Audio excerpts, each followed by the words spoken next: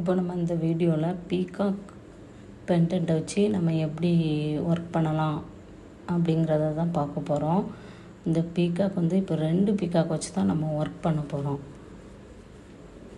அப்போது ஒன்றோட ஒன்று ஒரு பீகாக் இன்னொரு பீகாக்கை பார்த்த மாதிரி நம்ம வைக்கணும். ஒரு பீகாக்கை ஆப்போசிட்டு இன்னொரு பீகாக்கை வச்சு தான் நம்ம ஸ்டிச் பண்ண போகிறோம். இந்த பீகாக்குமே ஸ்டிச் பண்ணதுக்கு நம்மளுக்கு ஹோல் கொடுத்துருப்பாங்க. அந்த ஹோல் வழியாக நம்ம ஸ்டிச் பண்ணிக்கிறதும். அப்படின்னாலுமே அந்த பீகாக்கோட ஃபெதர் கிட்ட அங்கங்கே பீகாக் நகலும். அதுக்காண்டி பீகாக்கோட அந்த பாடியில் நம்ம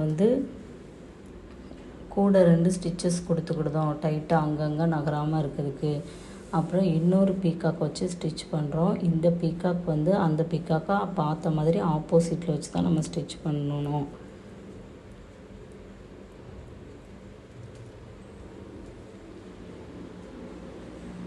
ரெண்டு பீகாக்கும் ஒன்றோட ஒன்று பார்க்குற மாதிரி வச்சு நம்ம ஸ்டிச் பண்ணிக்கிட்டோம். அப்புறமா அந்த பாடியிலையும் நம்ம ஒரு 2 ஃபெதருக்கு முன்னாடி ஒரு 2-3 ஸ்டிச்சஸ் கொடுத்துக்கிடுதோம். இதை நம்ம நேராக வைக்கக்கூடாது. கொஞ்சம் பீகாக் அங்கங்கே கொஞ்சம் ஸ்லாண்டிங்காக இருக்க மாதிரி வச்சா தான் நல்லாயிருக்கும். இப்போது நான் ஒரு ஸ்டோன் எடுத்துக்கிட்டேன். இந்த ஸ்டோனை நான் க்ளூவை வச்சு தான் இப்போ இந்த ஸ்டோனை ஒட்ட போகிறேன். P7000 க்ளூ இருக்குல்ல, அதை எடுத்துக்கிட்டேன். ஃபஸ்ட்டு லேயர் ஒரு பீகாக்லேருந்து இன்னொரு பீகாக்கு கொஞ்சம் சின்ன ஸ்டோன் ஒட்டியிருக்கேன்,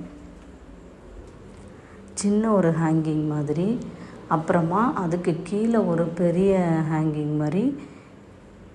அந்த ஸ்டோன் பக்கத்துலேயே இன்னொரு ஸ்டோனில் நம்ம P7000 க்ளூவை அப்ளை பண்ணி அதையுமே இங்கேருந்து கொண்டு இங்கே இன்னொரு பீகாக்கு ஃபெதர் பக்கத்தில் நம்ம டிசைனை கம்ப்ளீட் பண்ணுற மாதிரி 2லேயுமே நம்ம க்ளூவை வச்சு தான் ஒட்டுறோம். இந்த பீகாக்கு சென்டரில் நம்மளுக்கு கொஞ்சம் கேப் இருக்கும். இந்த கேப்பை ஃபில் பண்ணதுக்காண்டி நான் ஒரு சின்ன செல்ஸ் எடுத்திருக்கேன், செல் பீடு. அந்த செல் பீடு எடுத்து நம்ம ஒரு பேல் வச்சு நம்ம ஸ்டிச் பண்ணிடுறோம். அந்த பேலை விட்டுட்டு அந்த செல் பீட்லேயே நம்மளுக்கு ஹோல்ஸ் இருக்கும், அதை வச்சு ஸ்டிச்